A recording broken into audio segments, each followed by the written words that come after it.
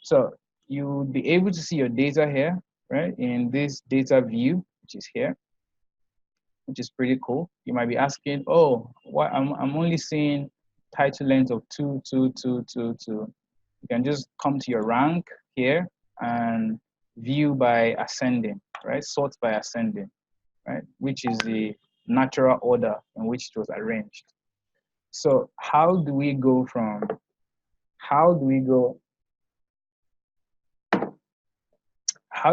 here, which is this blank sheet? Don't be scared of a blank workspace, to building this, right? So very simply, there are a few things here.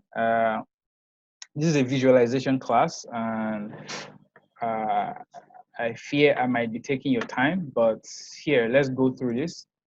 So the first thing I do is, I like working with a logo, right? Or, just something beautiful. For me, I've downloaded the image of the logo of Box Office Mojo before this. I just went to their website, downloaded it, or typed in Google. So, and you can, let me drop this down so you can see it every time. So I just go to home and I insert the image. I click on this, I insert the image, Box Office Mojo. I drop that at the edge. I leave that there. And then I drop a text box here, right, which is going to serve as my movie title.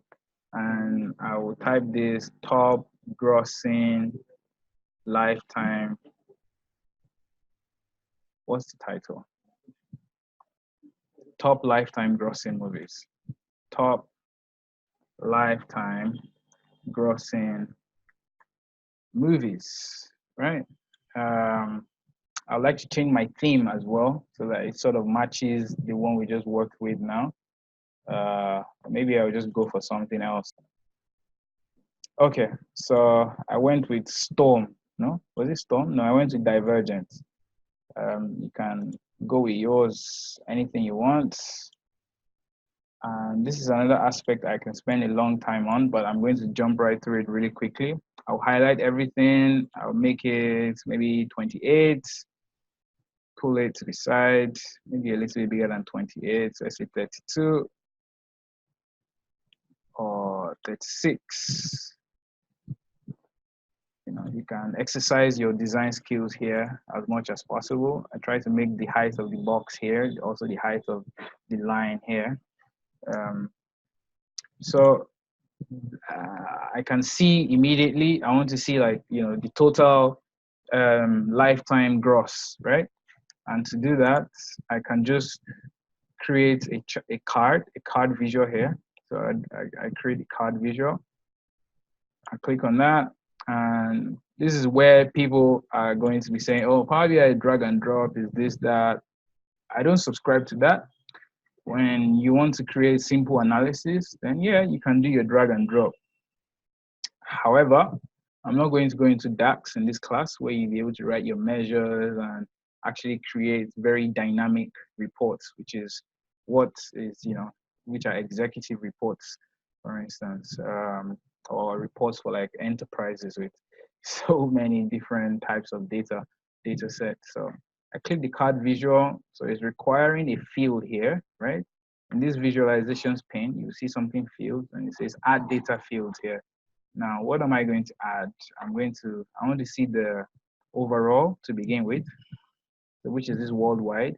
I can carry it and drag it and drop it inside here. Look at that, 394 billion. Now I want to turn that into dollars, right? So I'll click on the field here, click on this highlighted, then I go to modeling, right? Modeling, and then I click this dollar symbol here, which allows you to modify the currency. I click the drop down, and then I click dollars, right? And look at that, 394 billion. So I arrange that.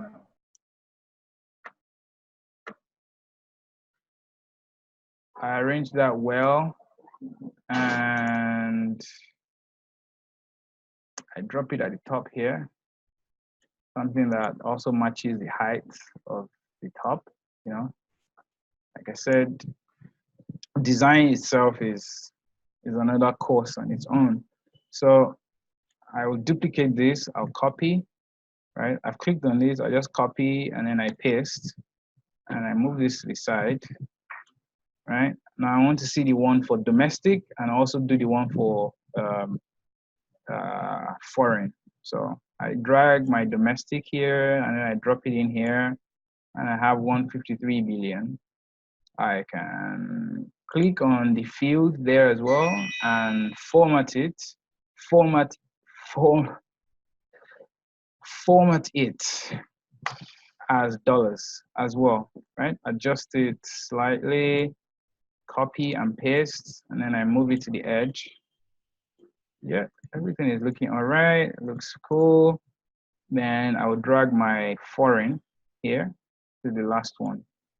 And I will click on the field again. And I'll go to format here, format the currency, and I'll click United States dollars. So if you add 153 to 241, you should have 394,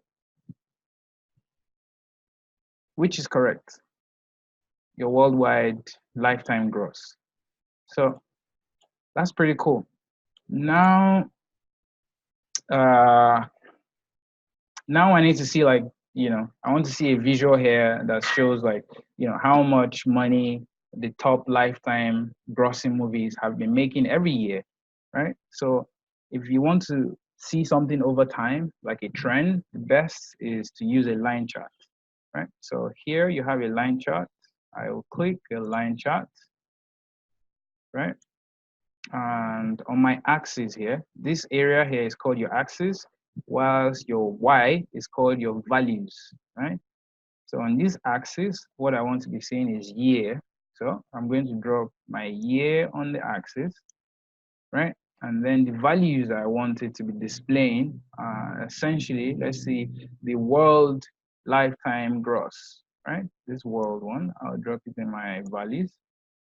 And we have this data set, which is pretty cool.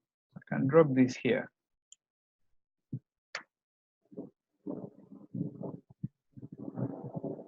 I'll drop this here, leave it a little bit like this.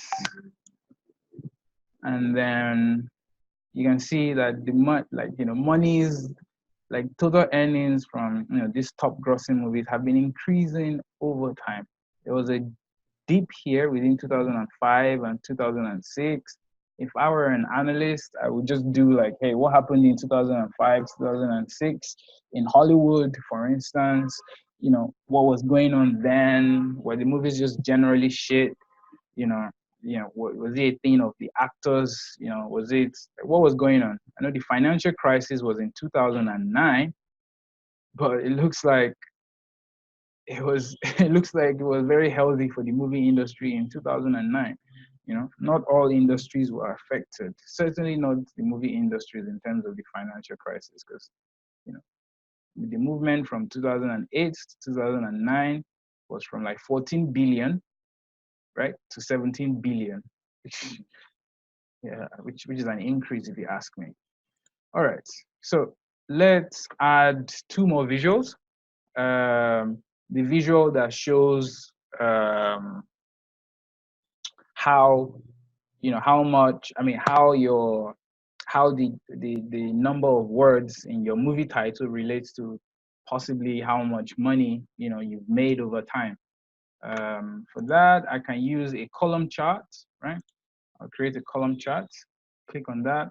And also in my axis, in this case, what I want to see is the number of words on my axis. And then by my value here, which is in my y-axis, I want to see the gross earnings. So in my x, which is my axis here, I will drop this what is it, title length in words. So I drop my title length in words, and then I'll drop I'll drop both domestic and foreign, right? Because this is a stacked bar chart. I want to see it stacked on top of each other, right? So I can drop my domestic in my value, and then I'll also drop my foreign in my values. And you can see straight away, let me pull this up a little bit and then increase this, or also reduce this, something smaller, and increase this. You can see if your movie title, is within 2 words, 2, 3, 1 words, it's you're poised to be making, to make a lot of money, right? A lot of earnings from your movie. That's not the only cause or determinant of your movie success, by the way. We're not yet analyzing, the director. We're not analyzing the genre. We're not analyzing the length of your movie at all. We're just trying to say that, okay, so far from everything we have, we can factually state that movies that have their titles within 1 and 3 words have earned the most money. That's a fact, right? So when you're not doing something like machine learning, then you're not going to say, right, let's try to predict, right? If a movie comes out in 2020 and it comes out maybe before winter or fall, right? And it has this director, or it's a female director, or it has these actors, there's a chance that this is how much it's going to earn. That's all machine learning prediction questions or problems. So you would also notice that the way this title length, right, have been ordered is not in a natural order. That is, it just goes from the highest to the lowest, right? It's not ordered naturally in terms of 1, 2, 3, 4, 5, up to 12 words. Now, how do we tackle that? In this case, it's a thing of either the column formatting. It's possible that this title length in words is formatted as text as opposed to being formatted as numbers or whole number. It's also possible that our x-axis has been formatted as categorical instead of being formatted as continuous. I'm not going to go too much into that, but straight away, let me just go back into my Power Query, go back to Home, and go to Edit Queries.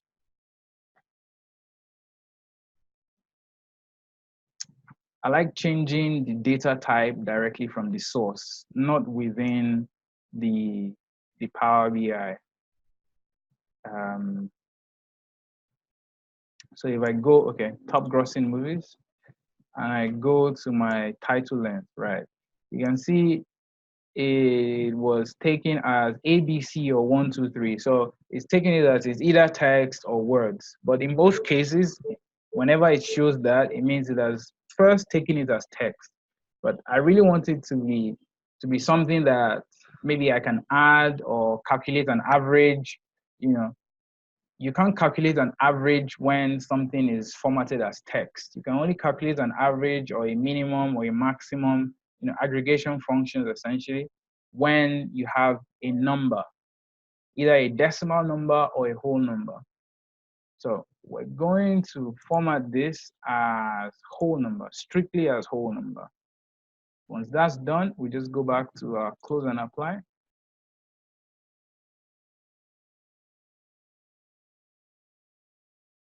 And we'll watch Power BI do its thing. Creating connection, 1,000 rows loaded. Sweet. Now look at that. Now it has arranged it in its natural order from 1 to 12. And you can see it has created a curve, which is sweet, so that you know that there is an inflection point, right?